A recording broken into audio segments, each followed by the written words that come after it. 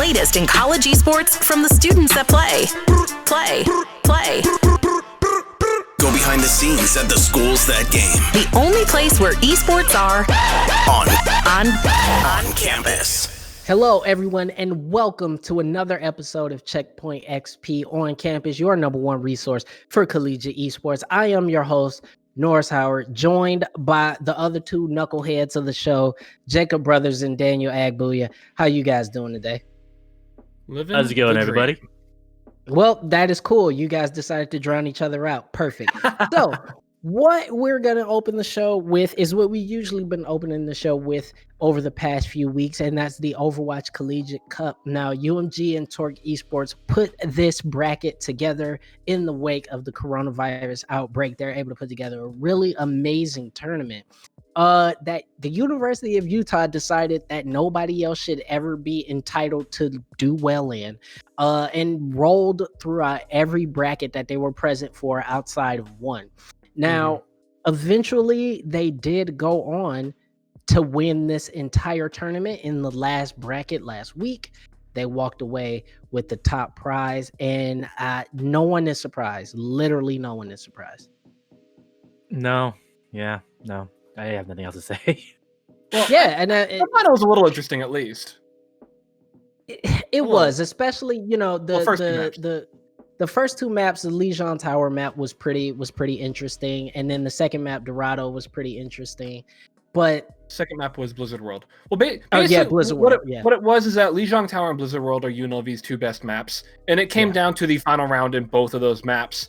Yeah. And UNLV had played Dallas and just came off of a five game series versus Mississippi. So you could say that if UNLV's rested for that game, could have gone their way. Are we about to bring that to esports? Are we about to bring that they didn't get enough rest versus rust argument?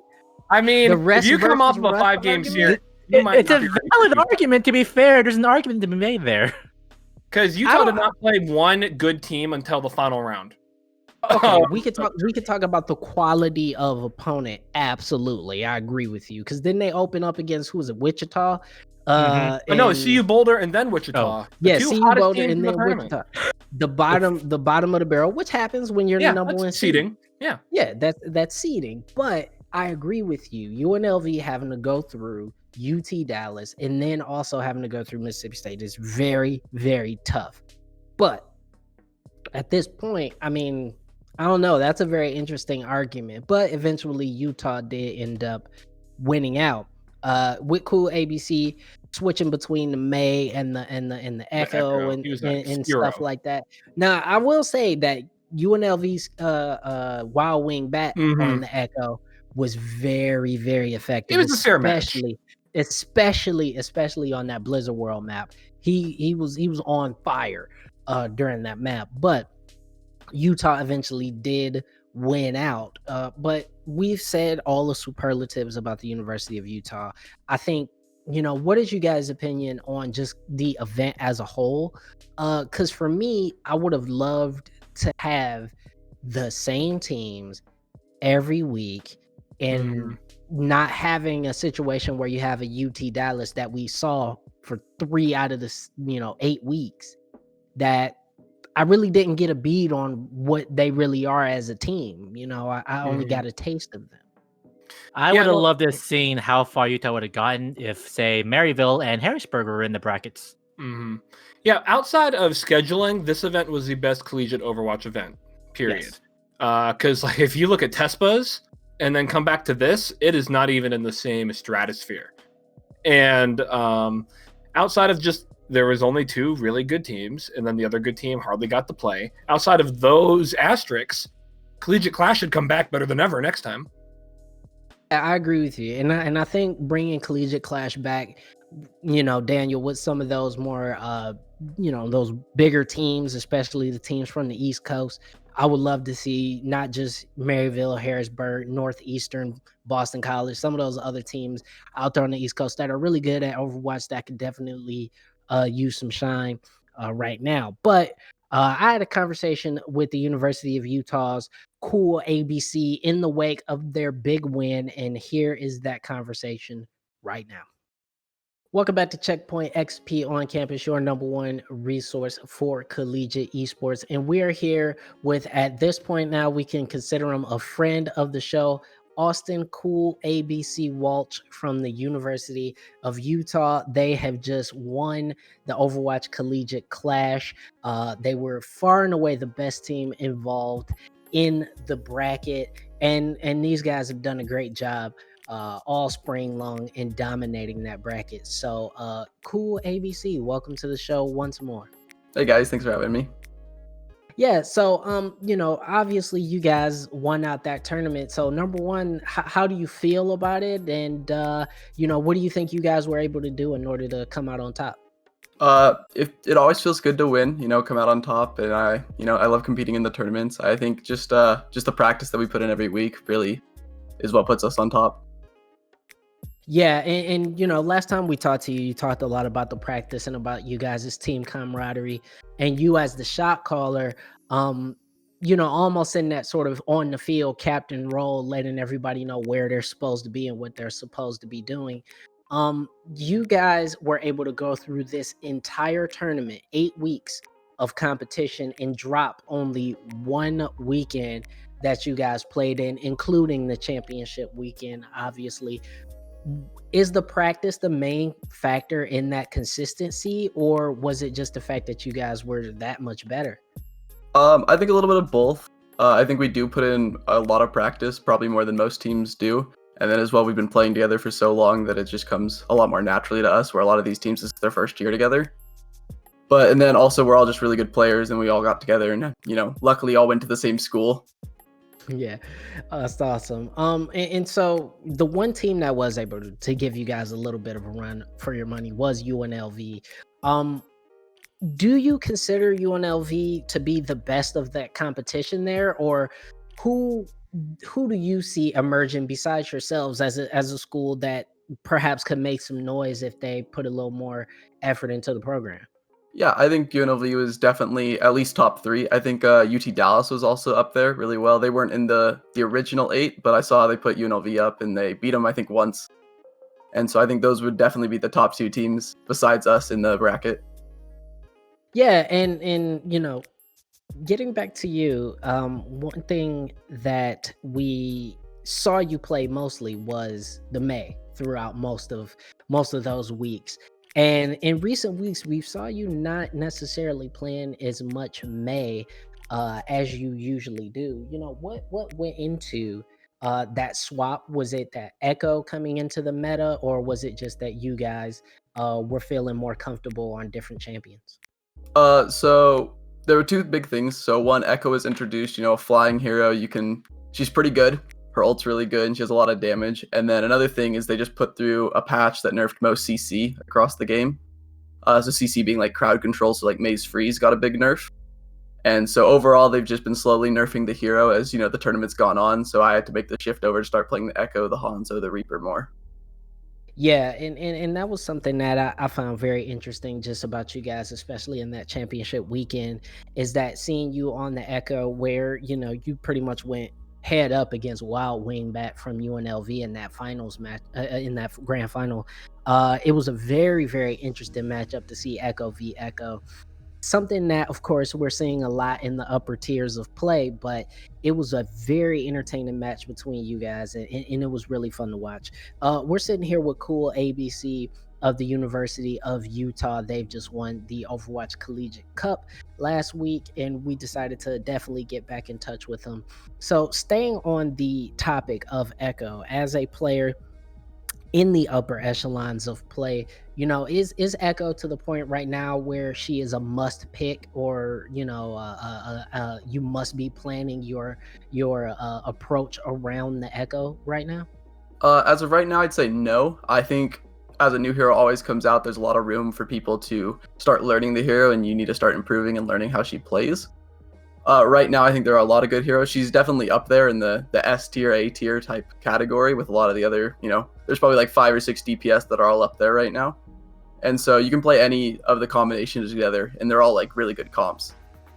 But I don't think she's a must pick. You can definitely win games. The tournament I played in yesterday, Echo wasn't even like really played in the final matches. It was all the Creme, the Creed Torb, all the hard spam comps. So staying on Heroes, you had a ton of really awesome Doomfist, clone plays while playing on Echo. And sometimes you picked Orisa. Now, usually when we see Echo clone, it's usually going to more of a, impact tank or off tank, if you will. Usually we see the Sigma a lot of times. Other times you may even see the Winston picked. What was going into your calculus in picking the Orisa when you had to clone off the Echo? So Orisa is actually the biggest impact tank in the game. I think that's almost undisputed across, the higher levels of play. But she's super silent impact, so it's no flashy plays. It's all, you put your shield, you shoot, you get your bongo off, you halt off. All the abilities just are really big and high impact. But you don't see any flashy plays. You don't see any 6Ks. You don't see any, juggles off the map. Nothing like that. But Orisa is just one of the best, and having two of them on a team is really good for a team fight. Yeah, and so I'm gonna just put that out there to everybody who is in like silver and gold, who just thinks, oh man, if I just switch Orisa to the, switch Echo to the Reaper, I'm gonna get a 6K and make the play of the game. No, it's about winning the game. So sometimes you may need to pick the Orisa. The last thing I want to talk to you about is, moving forward, we've seen how this bracket worked out. And for me as a consumer, and for many of us, we found this tournament to be incredibly interesting and very easy to follow. As a player, would you like to see more of these styles of events where there's sort of these kind of 6 or 8 week long brackets where only select teams are participating? Or would you guys like to see a more semester long competition where you may have to play the same team 2 or 3 times and then have a final playoff? I thought this format was pretty good. I thought it had the kind of one flaw, because as the team who won most weeks, we recognize that it's not exactly fair for the others, especially just because the skill differentials in collegiate is always different. Somebody actually brought it up to me and said that they thought the winner from one week shouldn't get a play for the rest of the weeks, and then they get their spot in the final 8 in the final tournament. And I thought that was a really good change that they could make. So if you win week 1, you're out until the finals. And then that gives everybody who's, the top 8 will get into the final. That's very interesting. I actually think that's a really cool idea.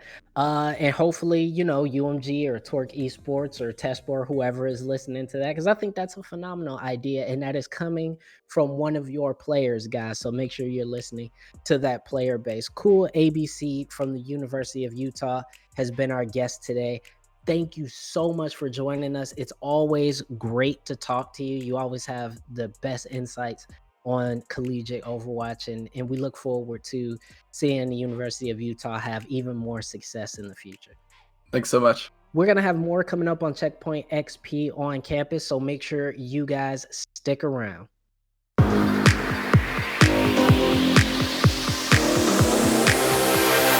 Hey, it's Weirdbeard from Checkpoint XP reminding you to make it blue. Help say thank you to our heroes on the front lines of the COVID-19 pandemic. Whether you're streaming, drawing, singing, cooking, or anything else, showcase your talents and hashtag light it blue. You can find more information at our website, checkpointxp.com.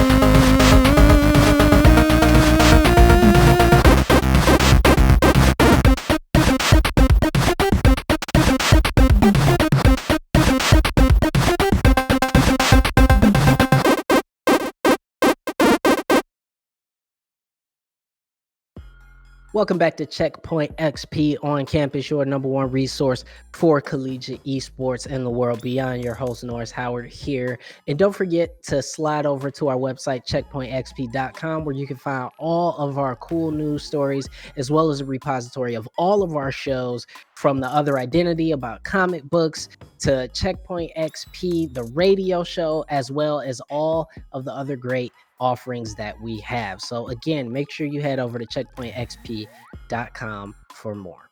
Now, we have a very special guest here with us on the show this week. His name is Christopher Pollock. He's the man in charge at the University of Alabama's esports program. That's right, y'all. Roll Tide. The University of Alabama is in the house. Christopher, thank you for joining us today.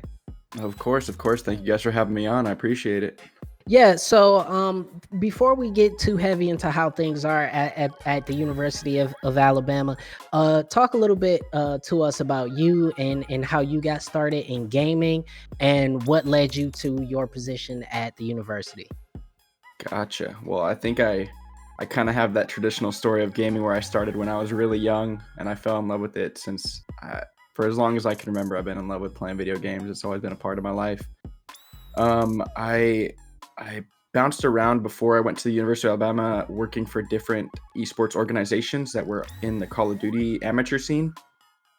And then I found myself transferring to the University of Alabama, and I instantly looked up if they had an esports program going on, and I instantly got in touch with them and got in their Discord, just started talking with everybody that was in there, made a bunch of friends, started school, and it just kept going from there. And I was the student advisor last year, and now I am the vice president of the club going into the next semester. Awesome. And just so everybody knows out there, you guys are a club team, right? You're not a varsity level team. We have not been pushed up to the varsity level yet. We're an official school sponsored club sport. Awesome. Yeah. Awesome. And we cover it all because we want to make sure that people understand that the college esports scene is very malleable, and it's kind of shifting right now. And not every school, including large schools like the University of Alabama, have even really moved esports up to that level yet. So we want to make sure that all teams of all levels are represented. With that said, what games do you guys participate in? And how are you guys able to field the number of teams that you do?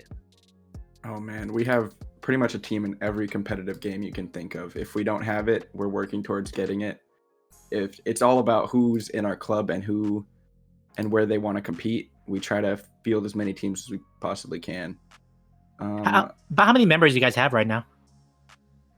Active members, I would say about 300. Wow. I know in our server we have almost 800 people that are in there, but that's not like a good number of who's actually active and stuff like that. Have you guys barked up that Valorant tree yet, or are you guys still waiting to pull the trigger on that? We have a team set in the beta right now, but we'll get another tryout going and a full team set once the game fully comes out. But yeah, we have a team for the beta right now, and we're trying to get them in tournaments and just see where it goes. Awesome. And so, you talk about the sheer size of your club. Is that an advantage from being at such a big state school, you think? Whereas, we talk to a lot of smaller schools and even some private schools where, the esports team is 20 people, including the coaching staff. What advantages come with being a part of a large state school and having an esports program? Being a part of a big state school and having the esports program is really big for us. It gives us a lot bigger, that's a bad wording for it, but it gives us a bigger range of people we can go to get in the club and to get support. So whenever we do like a social media campaign, we have so much support that it kind of beats out all of the sororities and fraternities that are on our campus, which is huge for us. And it definitely helps. I can't complain about being at a big state school. Yeah, we're talking to Christopher Pollock. He is the man in charge of the University of Alabama esports club, or esports team, I should say, rather. And, I really was curious more so about the fact that University of Alabama is absolutely known nationwide for its football program, obviously. Mm-hmm. It is a legacy football program. It is something that has been around for many, many years. And over the past 20 years in particular, has really reached to the level almost, eclipsing some NFL teams in terms of its popularity. By having such a behemoth of traditional sports on the exact same campus as you, do you find it more difficult to be able to go to the faculty, to be able to go to the university itself and talk about esports? Or is it a little bit more wiggle room for you guys because they kind of understand everything competitive? I think towards the top end of the totem pole at our school, it's kind of more of the traditional Southern man's football, contact sports, what is a video game kind of like knowledge. But as far as with our club dealing directly with our school's faculty advisors and stuff like that, they've been a tremendous amount of help to us, and they're working every day towards getting us to where we can be on a pedestal just like that football team is. And that's the only thing we can kind of ask for at this point. We're always going to struggle with that big, Southern football mentality, but it's just something we got to work around, and we're working as best as we can to get our name out there to everybody on campus and outward. Yeah, and go ahead, Jacob. So how are your turnouts when you actually do matches? Because we've seen a lot of, like, say, the Mountain West Conference. They're like, we're doing a game, and it has like 5 people in there. For Alabama being as big of a school as it is, and you've mentioned how social media-wise you guys turn out pretty well, during your actual matches, are you getting like a lot of engagement in your chat or anything like that? We average about 30 viewers per stream, I would say, depending on the game that we're playing. Like, obviously, some games are more popular than others. I know for one of our Call of Duty streams that we had during this CCL League, we had, I think, we went to like 78 viewers for the one stream that we had, and that was huge for us just to get that many eyes on us. The COD League has done really well, so that's a good game to get traction for. Hey man, I started that Call of Duty team here on campus. I take a lot of pride. Well, good job. That's what's up, man. And I got one more question actually. Go ahead, please. Well, obviously, collegiate esports is something that's it's practically a new frontier. There's no really set ground rules of it. With a school like Alabama, and not just Alabama, but the SEC, with the future of college esports, do you think the idea of like having these like big conferences, like have the SEC esports conference, do you think that's something kind of necessary for esports to really take a huge like groundswell in the collegiate scene? I don't think it's something that's necessary, but I think it's something that could really help us in the long run. Since there are already those standing conferences with everybody already knowing who those teams are, it might help those big schools get a bigger advantage in the scene. For instance, for most of the school year, we have been talking with a lot of the SEC schools about getting a possible tournament down the road going with just the SEC teams, like a tournament that's a LAN. And I think it'd be a great opportunity for all of us, but it just comes down to everybody getting there, Yeah. And so I have a sort of a follow-up question to that before we split, is that, with that said, some of the biggest esports teams in the country are not necessarily from teams who are from those power conferences. They're not necessarily SEC or ACC or Big 10 or Big 12 schools.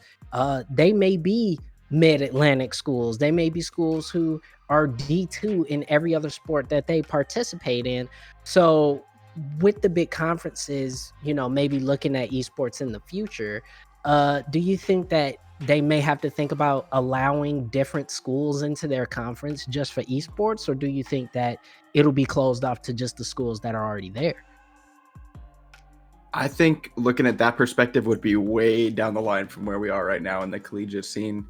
I don't even see us setting up conferences anytime soon unless you're on the West Coast in those schools. Like UCI has a huge program going right now, but I think it's also a way to look at the schools that don't have other huge sports. They're able to funnel more money into new programs. And that's the thing that we're kind of dealing with, is like our football program gets so much of that funding that we're kind of left on the back end.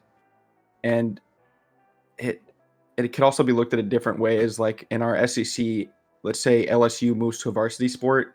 We could then take that to the president and be like, hey, why aren't we a varsity sport? They're a varsity sport. Let's be competitive and let's move that way up. Yeah. They're only gonna notice the competitive aspect of it and say, oh, we want to beat LSU and everything. So always got to be number one. Yeah, absolutely. Christopher Pollock of the University of Alabama, thank you for joining us so much on Checkpoint XP on campus. If people want to find information about you and information about Alabama's esports program, where can they find it? They can find me on Twitter at Start of the Berry. That's pretty much the only social media I've been using as of late. Yeah. Awesome. Well, thank you so much for joining us. And we're going to have more coming up where Weird Beard is going to be quizzing us on some games that are old, but may not necessarily feel like it. We're going to have more with that next coming up on Checkpoint XP on campus. Stick around. Hello everyone, I'm Diane from Checkpoint XP on Campus, and it's Asian Pacific American Heritage Month. Today, we are shining a spotlight on Japanese game designer Katsuya Iguchi. He is a senior producer and deputy general manager at Nintendo and has worked on popular games like Super Mario Bros., Super Smash Bros., Animal Crossing, and many others. In 1986, when he was 21 years old, he moved to Kyoto to work for Nintendo. Feeling lonely and isolated, something we can all relate to right now, he was inspired to create the game Animal Crossing. We thank Katsuya for having such an impact on the gaming industry.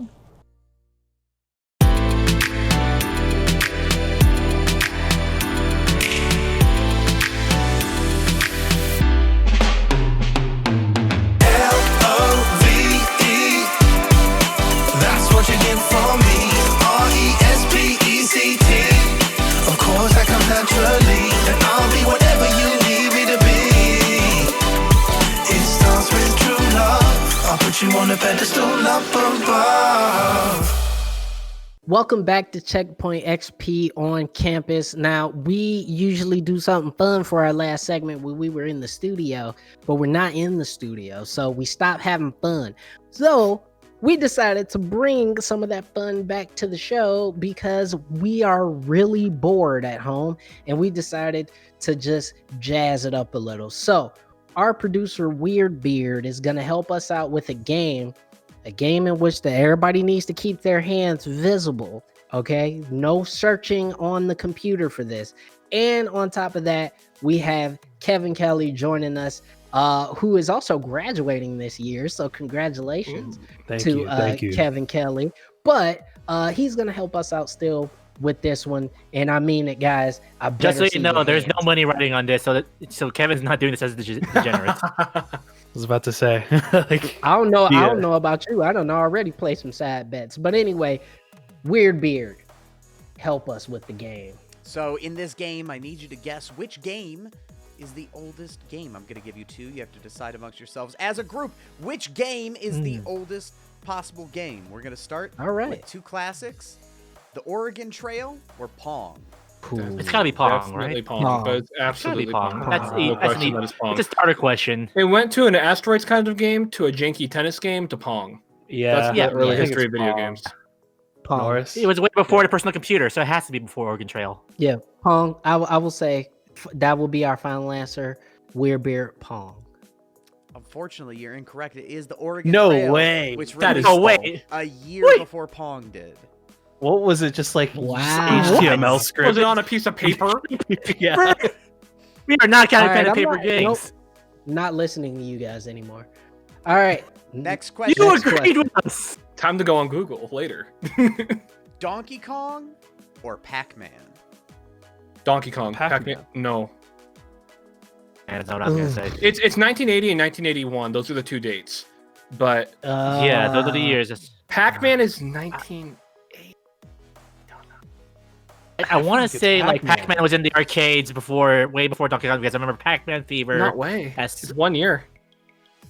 All right, listen. I'm just gonna say Pac-Man. I think it's I'm Pac-Man. gonna say Pac-Man too. Yeah. Jacob, we got. I'll go Okay. Puck-Man is correct. That is the oldest. Yes. Yes, Paku man. Because Donkey Kong's 81, right? Yes, you're right. Yeah. Next That's question. my favorite Yeah. piece of before we move on, that was my favorite piece of Scott Pilgrim versus the World trivia. Was Trivia. that it used to be called Puck-Man, but people would scratch off the P and turn it into an F. I did not know that. Yep. Yeah. That's Which- the one piece of Pac-Man trivia I know. Which game is older? Resident Evil 4 or Gears of War? Oh, RE4. RE4. Yeah, I it's would already- say it's already RE4. Yeah. GameCube. Because Gears was on the original 360, right? Yeah, 360. And RE2 was on the GameCube. RE4 was on GameCube. I mean, RE4 was on GameCube, sorry. I cannot stump the chumps. Resident Evil 4 is the older game. Ooh. That's Boom. right. That's go. right. Next question. Uncharted 2 or Ooh. Red Dead Redemption? Uncharted 2 was in 2009, I think. Red Dead Redemption definitely has the jankier setup from what I remember. No, but Red Dead Redemption was They're like close. the last big game on PS3. Yeah. Yeah, but then so It was was the like- it last was big like- game on PS3? It was like Red Dead Redemption and then The Last of Us, and that was it. Those That were would like make the it older last then. big- Red Dead Redemption's Yeah. older than that. yeah, it's way older than The Last of Us. Red I want to Dead say Red Redemption? Redemption Yeah. was like mid generation. That was, I'd guess around 08, 09. Anyway, we got to pick one. So I'm gonna uh, say, what's older, think- Red Dead Redemption? I- I think I Uncharted. think, Uncharted I think 2. Red Dead. Oh no. Yeah, the majority rules. I think we have to go with majority rules in this case. Unless you can convince Jacob otherwise. I mean, I don't know. So if you guys think a majority is Uncharted 2, go with Uncharted 2. Majority, I'm vetoing. We don't go with Uncharted 2. Man, sometimes you just gotta listen to the guy in the charge. Uncharted 2 is the correct answer. Let's go. Hey, I said that. Good job. Next Who answer. are you? Super You Smash fronting like I wasn't there or something. Super Smash Brothers or The Sims? Super Smash Brothers was 1996. Yeah, and Look at Jacob over here. And The Sims, I think The Sims was 99, so we don't go with It was Sims. either Yeah, 99 that or was- 2000. Yeah. So I gotta go with Smash. Smash. Make sure to edge guard. Super Smash Brothers is the correct answer. Okay. All right, I missed one all so right, far. Weird Beard, we got time for one more. Let's do one more. Oh, Spicy one. A Give us spicy one. give it us. Super Mario Brothers 3 or Final Fantasy? Are we quick sidebar?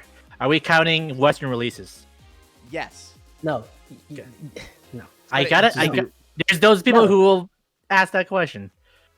Final Fantasy released on Final what? Fantasy. NES. NES. NES. NES. Yeah, It's Final Fantasy. it's Final Fantasy because Mario Final Fantasy. 3 looks better. Yeah, it's Final Fantasy because Final Fantasy came out in 87, Did it really? and Mario Brothers 1 came out, I think, in 86. 85. 85, yeah. 2 years is So- a long time. Are you sure that you want to stick with what you want? I think it's Final Fantasy. I still think it's I gotta say Final Fantasy.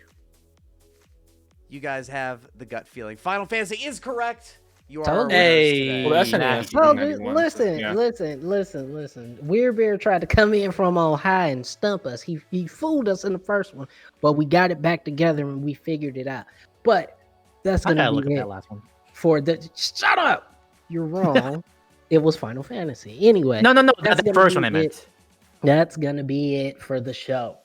That's gonna be it for this week's Checkpoint XP on Campus. We want to thank everybody involved with the show, including all of the faculty and editing staff that help us out with creating the show every week, as well as all of our B team. And I'm not saying that to relegate them. I'm saying that because these guys don't appear on camera unless I twist their arm. But we thank them for all the cool stuff that they do, helping us out behind the scenes, and to Weird Beard for helping us with all of our visuals and clearly administering games. And Kevin Kelly also for being a guest star this week. But we hope and demand that you return for next week's Checkpoint XP on Campus. Take it easy. Take care of yourselves and have a damn good time. Love you.